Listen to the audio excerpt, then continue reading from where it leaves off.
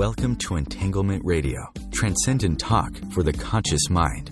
Join us for inspiring conversations with visionaries in spiritual science, new thought, and conscious healing. Explore the potential and infinite possibilities of what it means to be human with some of the best guests in radio.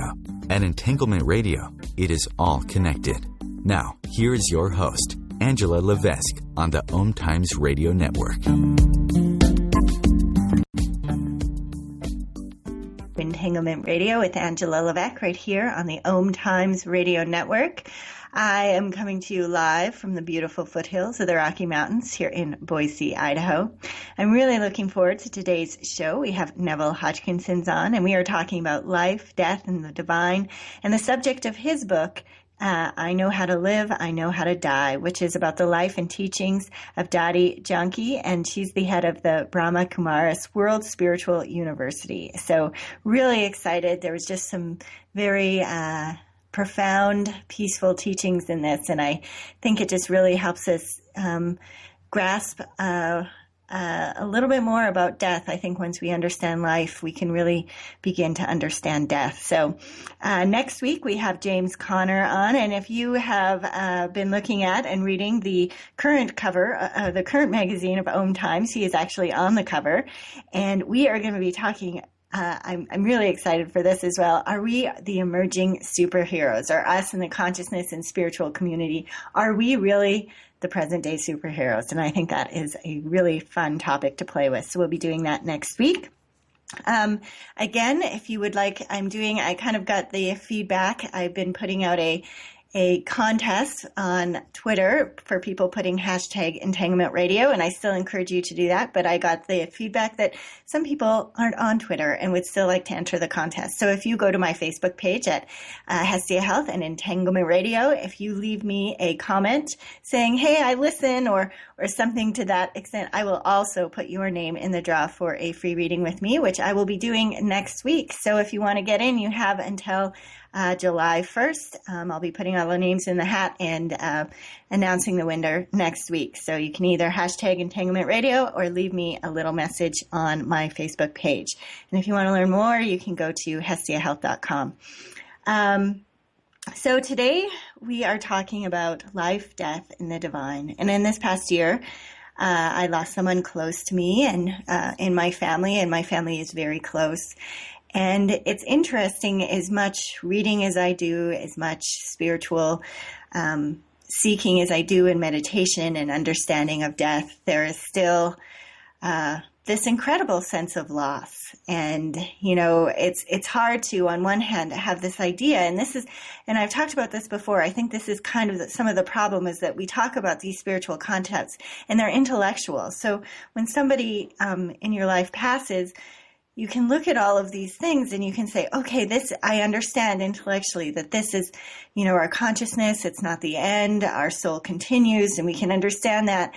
And yet on a physical plane, on the plane that we live our day-to-day lives, there's still such an immense sense of loss. So we're going to talk a little bit more maybe about how we can take these concepts from an intellectual place to an experiential place. So, and talk a little bit more about just how understanding life does truly help us to understand death. So we will do that. Let me introduce my guest today, Neville Hodgkinson. Worked for many years as a science and medical correspondent for national newspapers in the UK, including the Daily Mail and Sunday Times. In 1994, he gave up his journalistic career to live and work full-time at a retreat center near Oxford. He specializes in talks and workshops, exploring the links between science and spirituality, in particular examining questions about death, which others shy away from. He is the author of 2 previous books, Will to Be Well and AIDS, the Failure of Contemporary Society. He's also written books under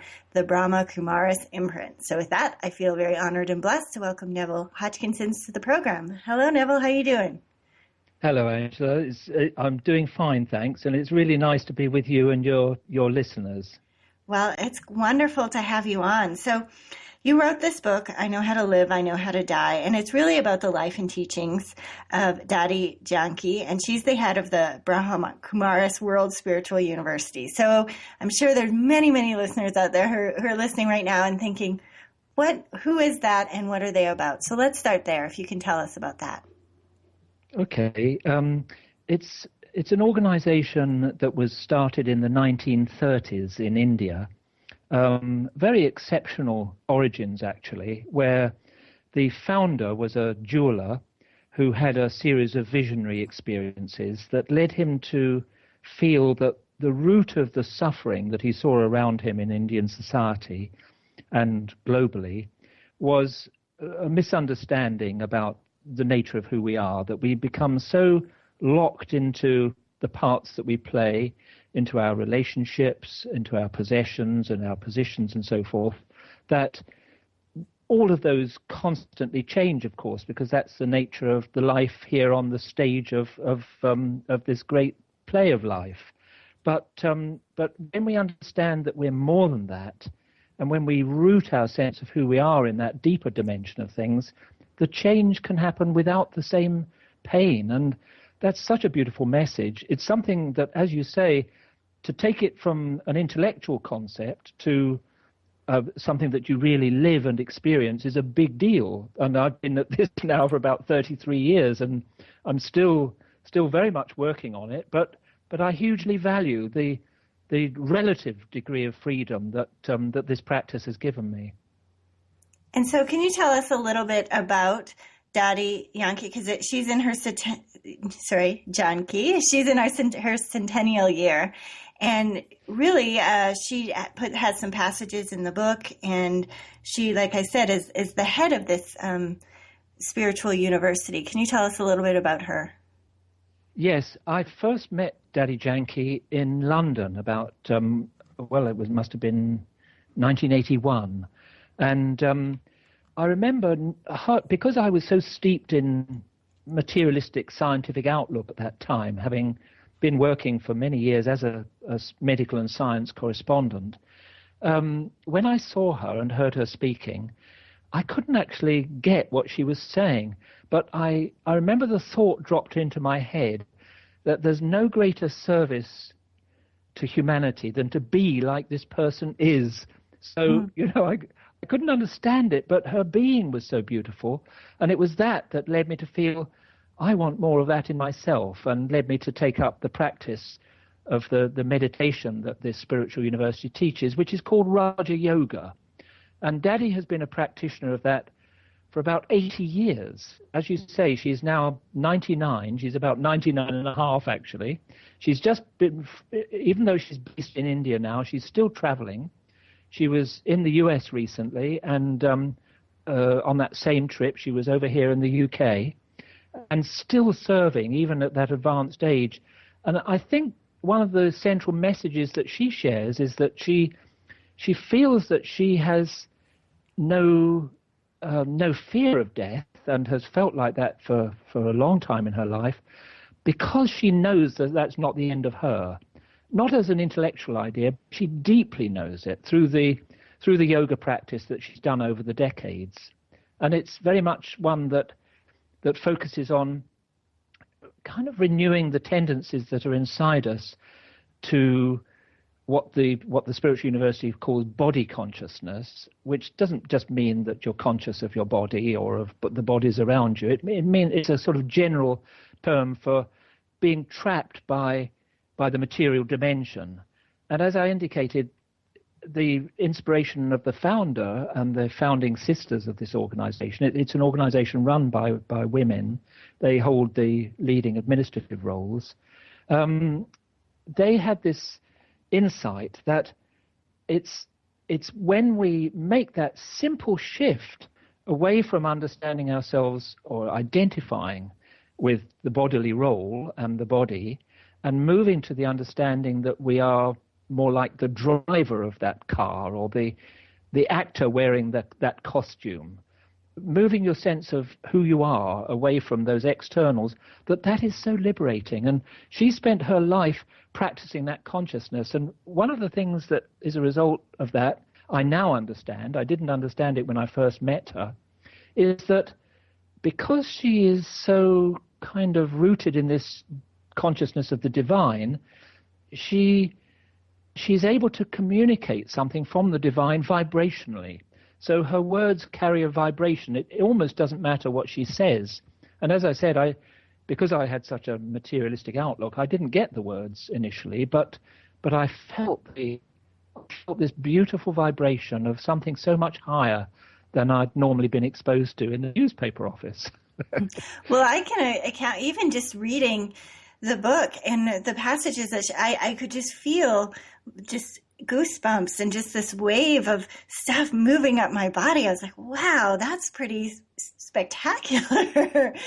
And you could just, it just exuded, like she talks about peace, joy, and love. And you could just, like you said, it just emanated in this very non-material way. I don't even really know how to describe it, but it just emanated from the page or from the words. I'm not exactly sure what it was, but I could just feel it moving up and down my body. It was a pretty amazing experience.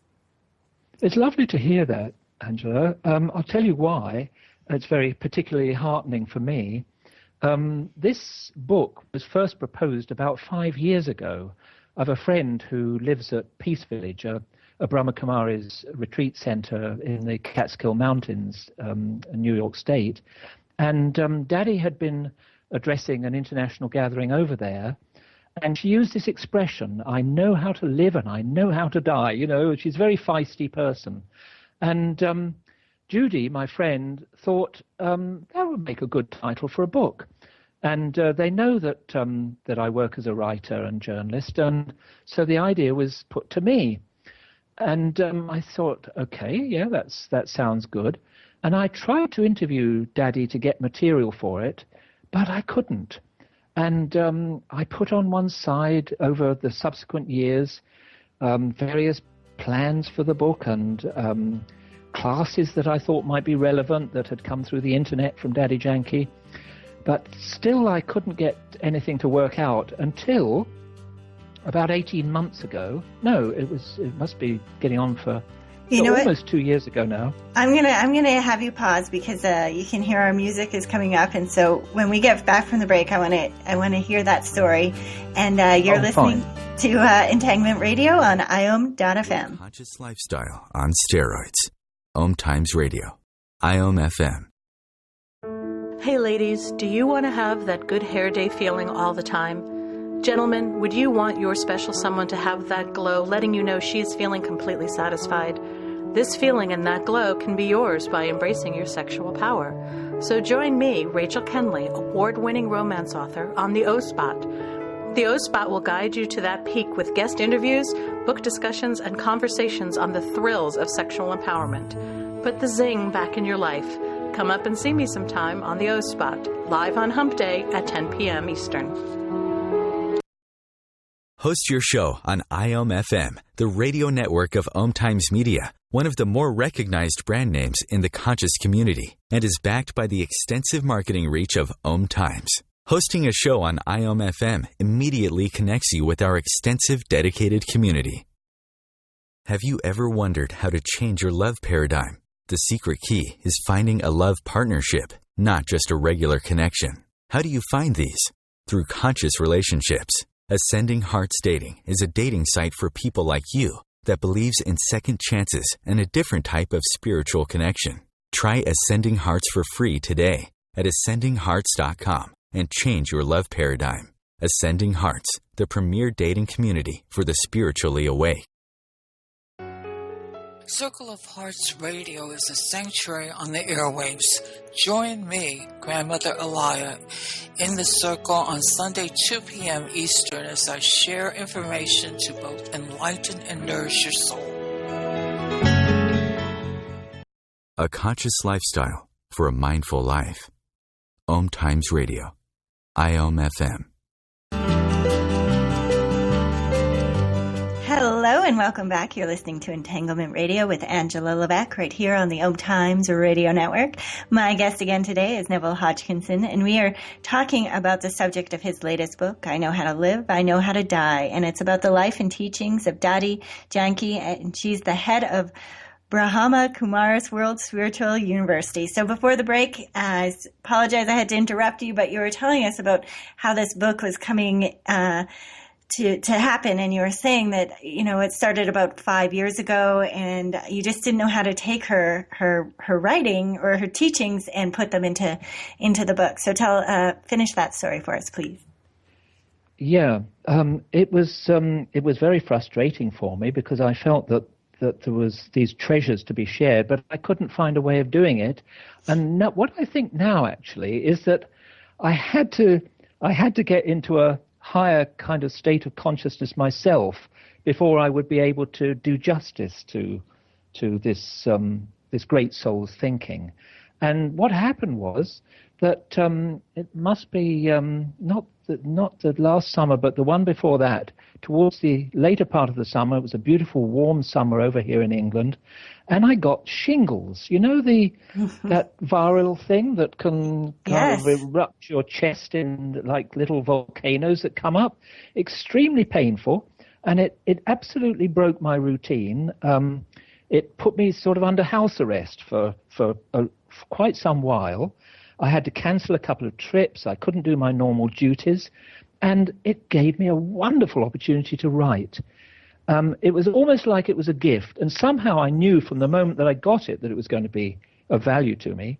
And because I felt okay in myself, as long as I sat shirtless, it didn't hurt. And the book kind of wrote itself. I felt so grateful that I had that opportunity. And the big thing that came through, which I was so happy to hear you say, Angela, that you picked up on, was what they call in India the bhavna that these great souls show. Bhavna means like good wishes or benevolence. It's like a positive energy that radiates from these people who really know how to connect with the divine in that true experiential way. And I felt as if something of that was communicated in this book, that it wasn't just information, but that love and peace and joy that Dadi emanates when you meet her also got communicated in these pages. Absolutely. Well, let's talk a little bit more about, you had mentioned body consciousness, and that is, like you said, beyond just awareness of your body. It's about an over-identification with our bodies and this materialistic realm. But then talk about that in relationship to soul consciousness. What is that? Right. Soul consciousness is like the other side of things. It's almost like you are stepping back from the play and observing the play as the actor. So we're actors on a stage. We have these various parts.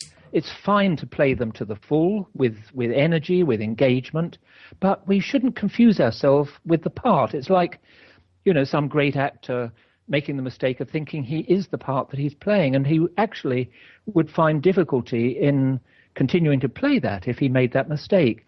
And in the teachings of the Spiritual University, this is very much the mistake that humanity has made, and has found itself over-engaged in the material side, so that we neglect the connection to the divine that is so nourishing when you get that right.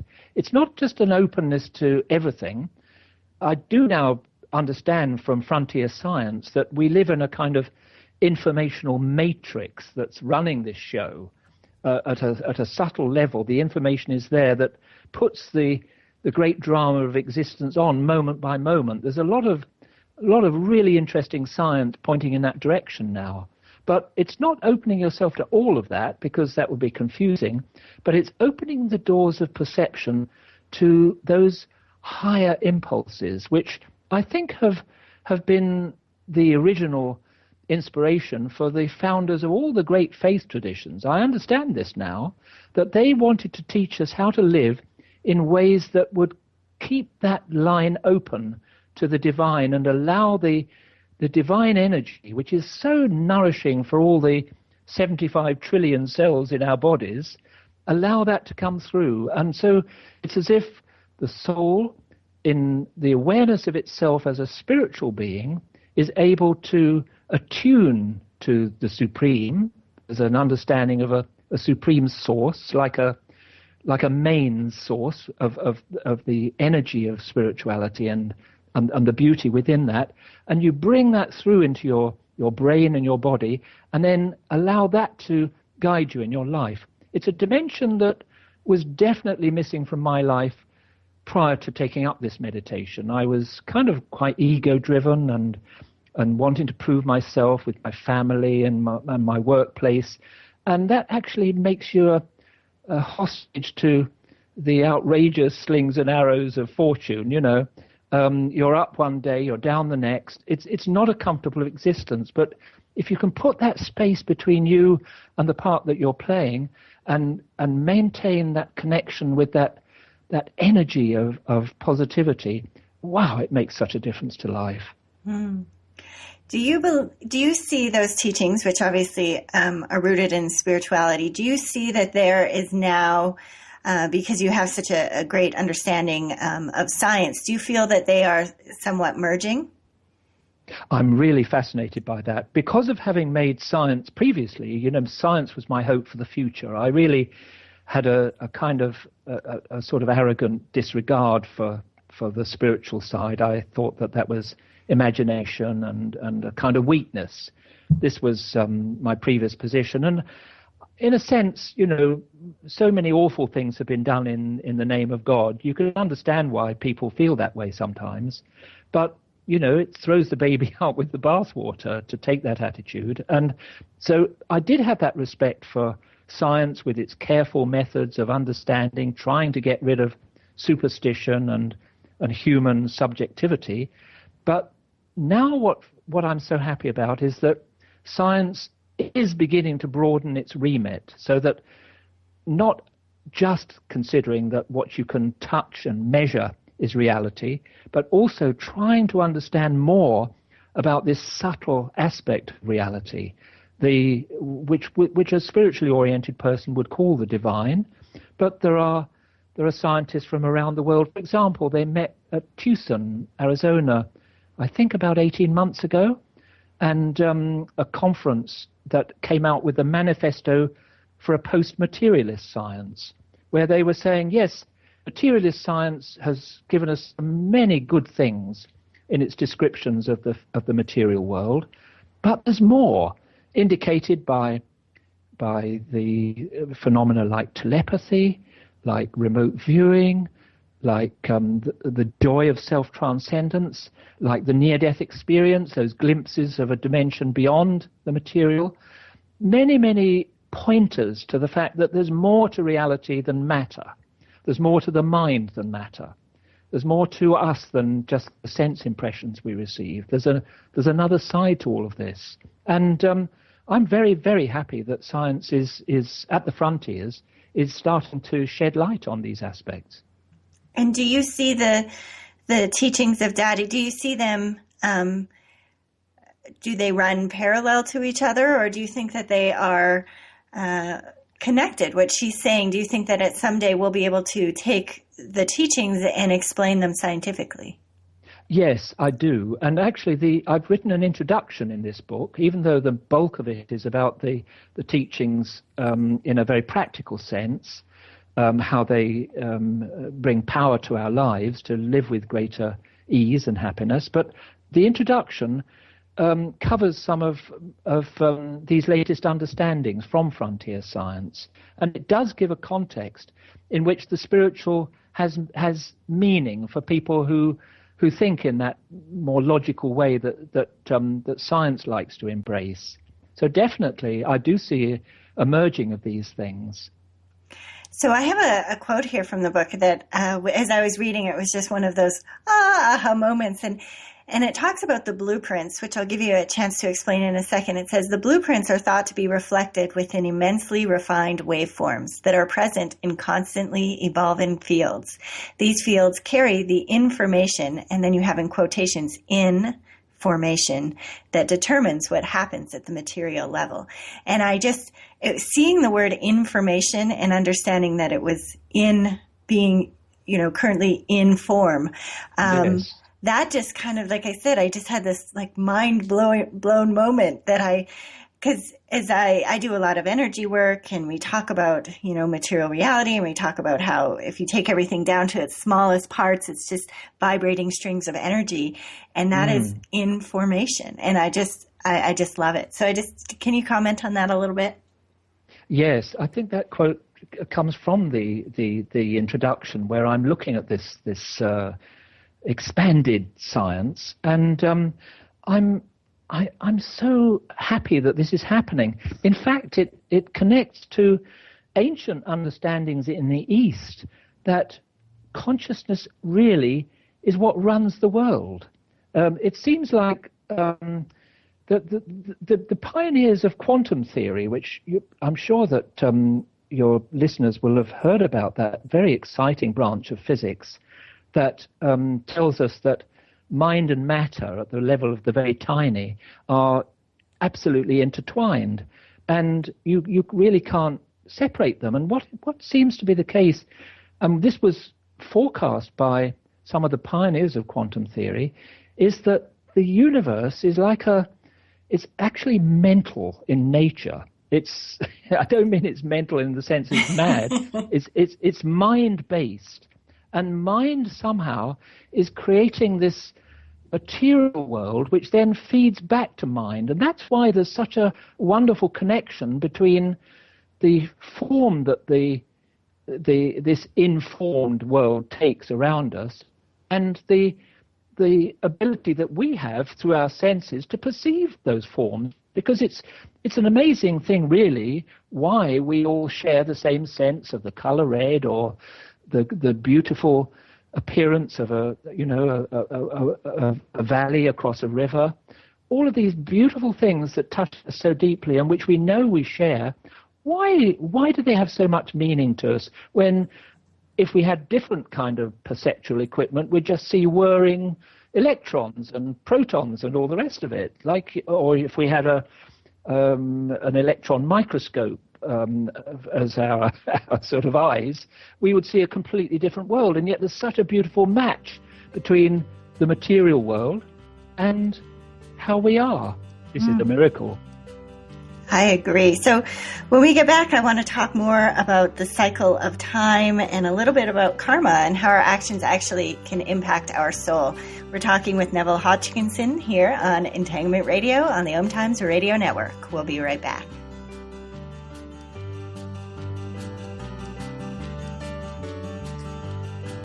The future of Internet radio is here. OMTimes Radio. IOM FM. Circle of Hearts Radio is a sanctuary on the airwaves. Join me, Grandmother Elia, in the circle on Sunday, 2 p.m. Eastern, as I share information to both enlighten and nourish your soul.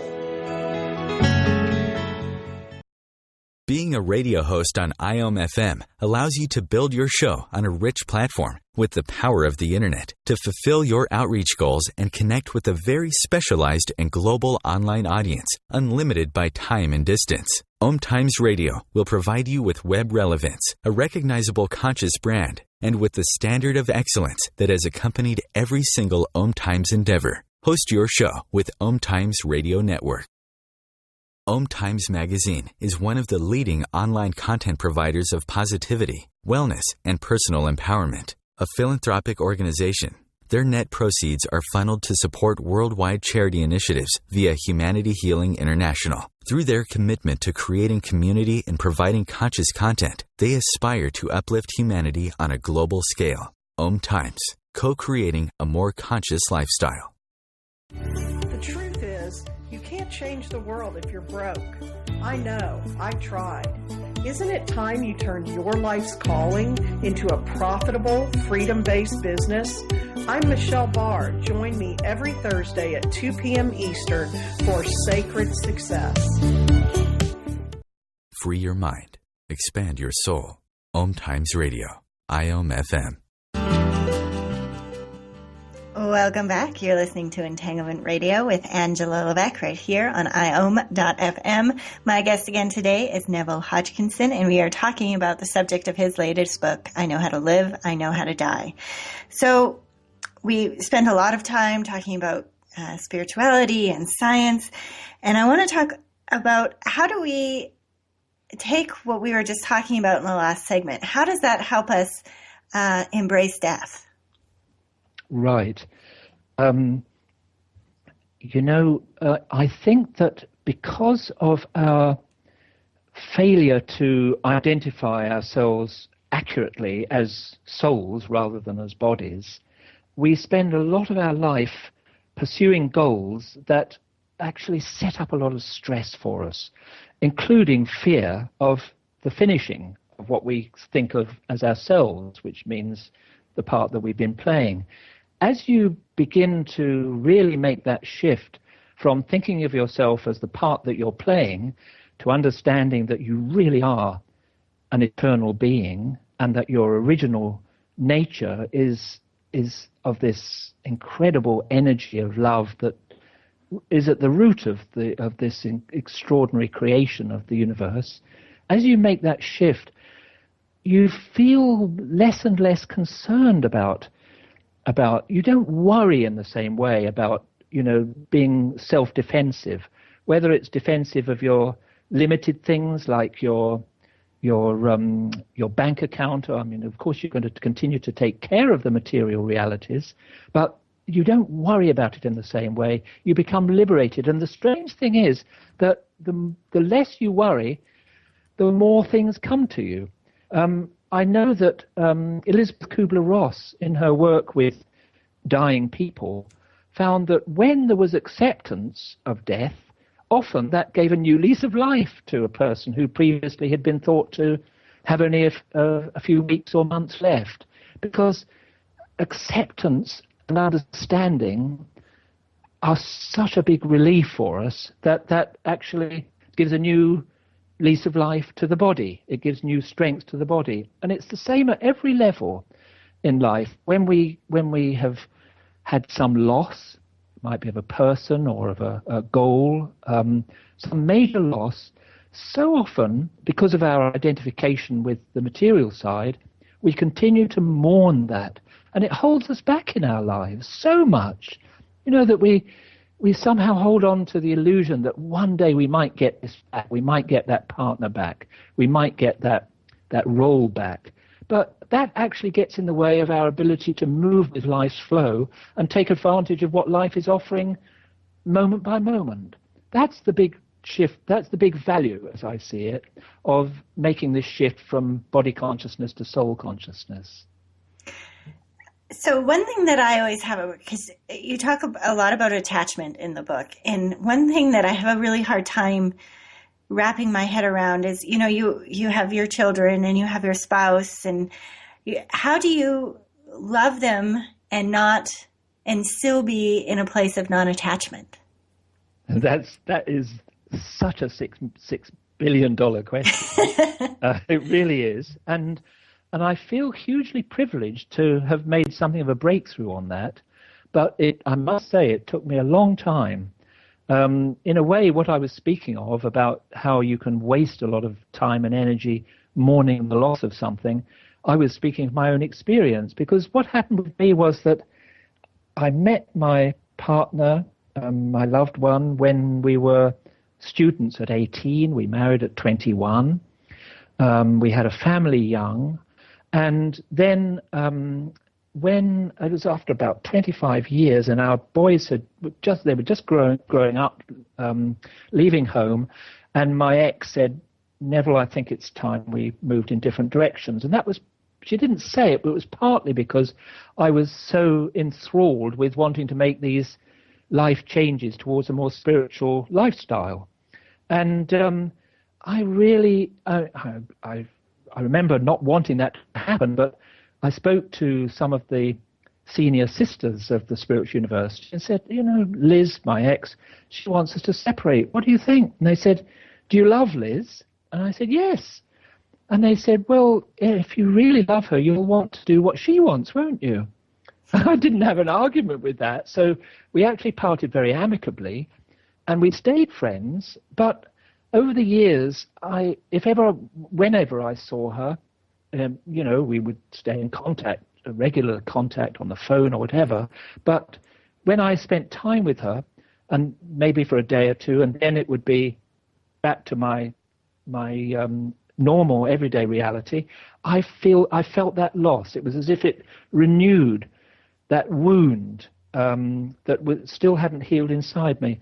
And it took a long time before I realized that the root of it was that I was holding on to something in my brain. This love wasn't really coming from the soul, because the soul loves unconditionally. It doesn't demand, it just gives.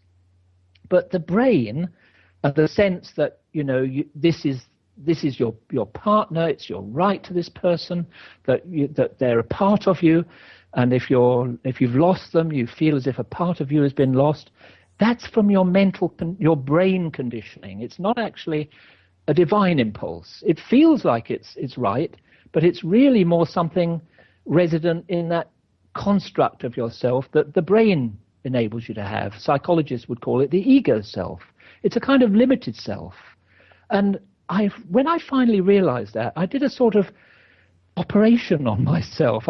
Almost like I went into my psyche and pulled out this limited family man identity. And I really felt as if something had been torn out of my ego. But when it healed, I felt that my relationship with my ex was transformed. And soon after that, we went on holiday together for the first time in years with several grandchildren, had a beautiful time. It was like unconditionally with each other. And then when it was finished, I returned to my everyday life here at the retreat center, where I also have a very good life, and without that pull and sense of loss that had haunted me for so long. So it can be done, but it's related to understanding that many of these losses, as we experience them, are just linked with psychic energies becoming over-entangled, I would say, with another person, and that, in a sense, to disentangle yourself psychically from someone can release a real love, a real givingness that comes from the soul.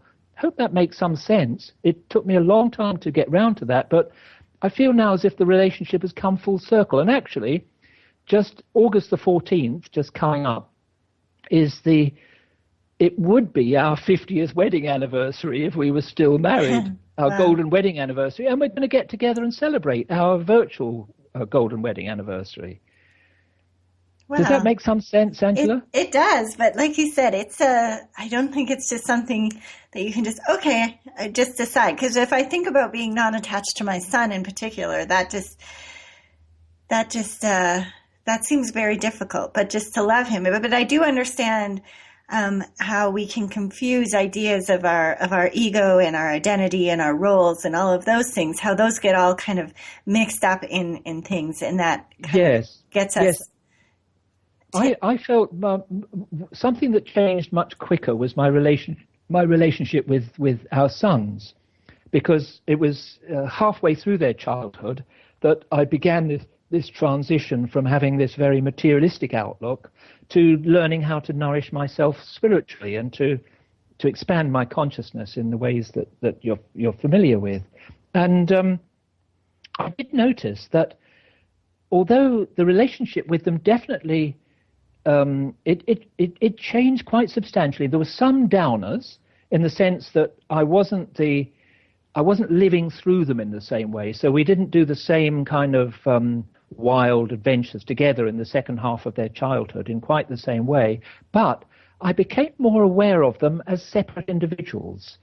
And I was able to see, when I saw them as individuals in their own right, rather than like extensions of myself, which many dads have that sense that their sons are like an extension of themselves and they can live through them, and that can sometimes cause problems. But instead of that, I saw them very much as individuals, unique in themselves, lovable in their own right, and that led to some decisions about their schooling and about how we related together that I think were extremely valuable. So, sometimes attachment, even though it may look like love, and of course we do need attachment, at a certain level, attachment is a bonding that allows us to be faithful and loving, but over-attachment can cause problems and can cause you to fail to recognize the needs that another may have when it might actually be fulfilling your needs rather than your actions might be fulfilling your needs rather than theirs. Well, we have a few minutes before the break, and I want to ask from the perspective of the teachings of the Brahma Kumaris World University, who is God? God is like the seed of this enormous tree of humanity. So we've got these billions of souls here on the planet, and all of us are children of that one supreme parent. This is how we understand it. God is like a completely non-physical source, a singularity, if you like.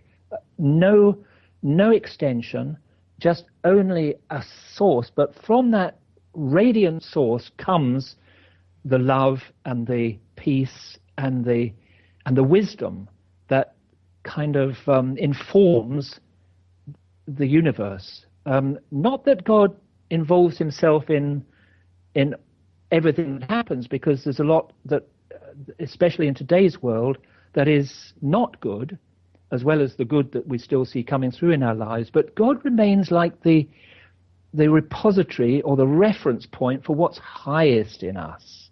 So when we learn how to connect with God through this practice of soul consciousness, it's as if the blueprint of our own perfection can gradually be renewed.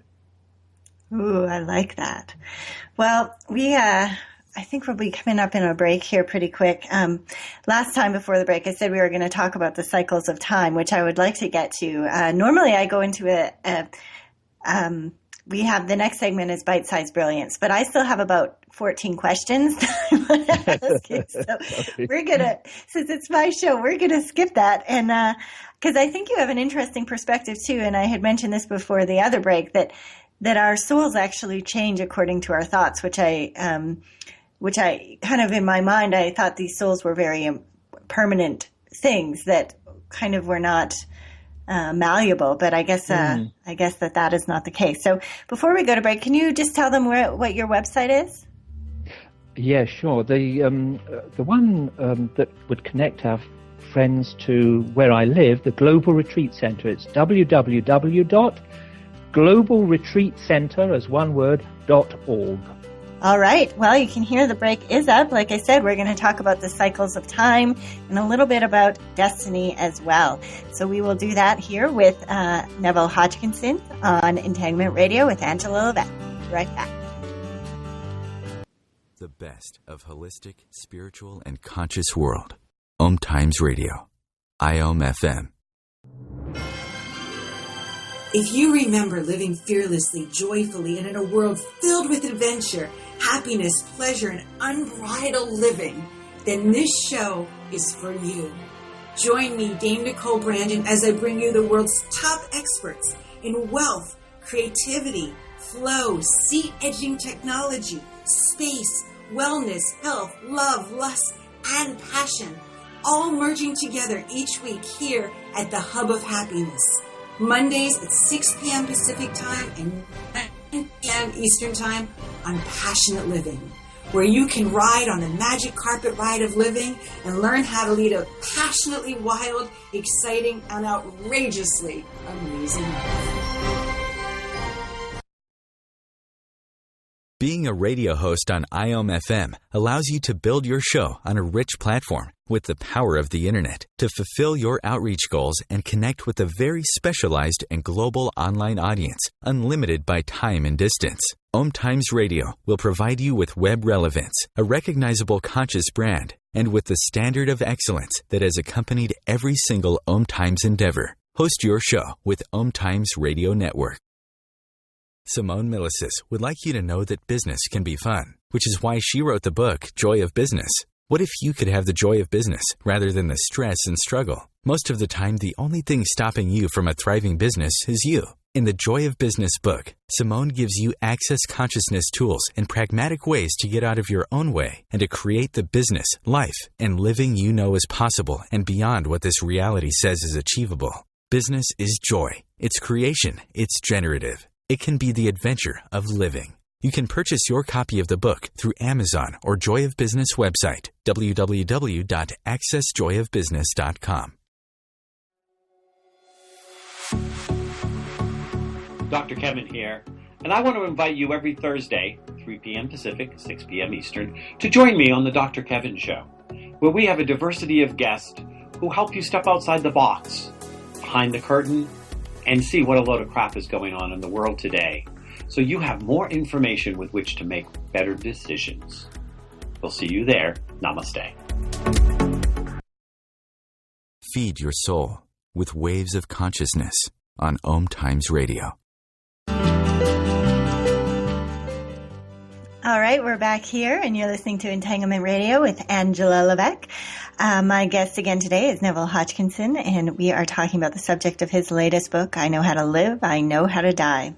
So part of Dadi's teachings is that this is a significant time of history, and she believes that there are these cycles of time. So I wanted to give you an opportunity to explain a little bit about that. Yeah, this was very controversial when the Brahma Kumaris movement was founded back in the 1930s. Part of the inspiration for establishing the spiritual university came from some visions that the founder had, which showed him that there was going to be huge upheaval on the planet, and that had to precede a restoration of truth in souls, which would also then be reflected in a new heaven on earth, a new golden age. It's an old idea in religious belief. It's been through the centuries, this kind of sense that something better is possible and can come has been there as an inspiration for many millions. But the Brahma Kumaris taught it in a really passionate way. They felt that they felt a sense of urgency, that we were entering a period where the world really was actually, on the edge of this transition. And when they began, it was very controversial. People said it's just your imagination. I think now, some 80 years further on, many more people understand that we really are on an unsustainable course on the planet, and that it seems so difficult to try to get humanity to change its ways such that the disaster course that many see us to be on would be averted. And the Brahma Kumaris offer this broader perspective about this that is rather similar to what they teach, that just as the death of an individual should be understood as a transition and it's not the end, the same is true about the terminal afflictions facing life on earth, that actually they are like seasons, that we may be in a dark period at the moment, but just as trees don't mourn the loss of their leaves in the winter, they know that the spring will come. In the same way, we can actually benefit the world as it is today, as well as in the world that is tomorrow, by focusing not on fear and worry about things, but by focusing on what is highest in ourselves and potentially in the world as well. So when we make that switch in our consciousness to the deep soul consciousness and the consciousness of God, the source of the highest truth, then our understanding in this movement is that we are actually contributing to a better world both today and for tomorrow. So in this understanding, does that mean that, and by the way, this week, I think Stanford University said we are absolutely in the sixth extinction period. So they have not seen species dying off since the time of the dinosaurs right now. Yeah, yes. And, people have been talking about that for a while, but it was kind of just on the fringe. And now it's like, no, we know this for a fact. And so are we supposed to understand that all of us in our physical forms now are going to die? Well, we know that is the case. Yeah, in this mass extinction, as part of this cycle. As part of this cycle, yes. The understanding within the teachings of the Spiritual University, it's a very, very core understanding actually, is that yes, we are approaching a time when these terminal afflictions facing life on earth will will have to run their course, and that there will be a kind of end point to the play, but that end point absolutely cannot come and only will come after the consciousness is put in place that makes it possible for the fresh start to occur. So it's like a continuous wheel of time. This is an ancient understanding, actually, that there is this continuous wheel of time.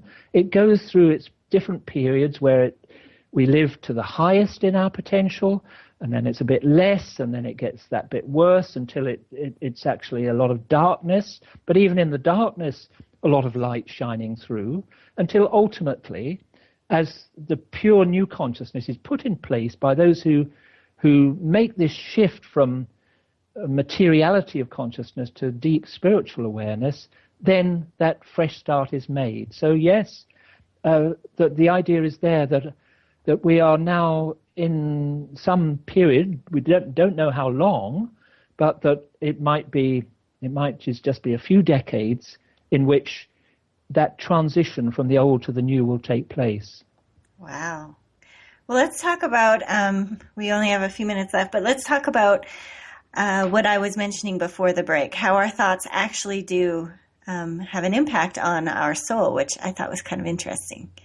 Yes. In Eastern spirituality, it's often taught that the soul is immune to action. It's put that way.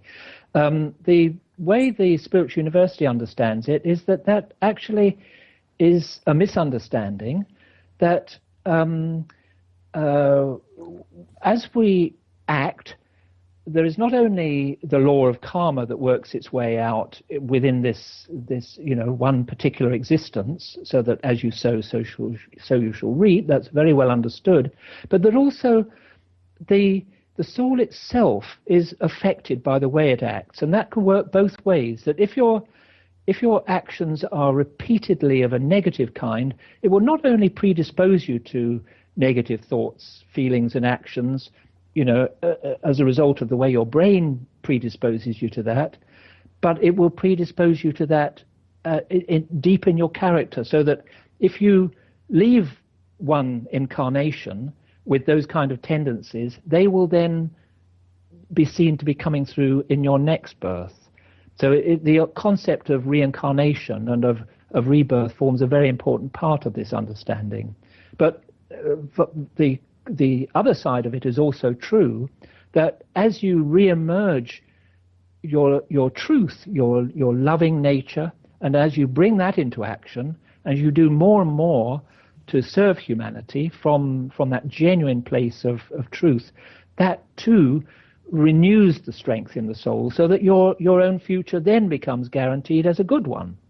So it's like a very deep concept of the continuity of the soul, but that the soul will carry with it the outcome of its past actions. And therefore it's kind of a very useful spur to realizing that when we act in loving ways, that not only makes us happy in the here and now, but also it secures a good future for ourselves as well.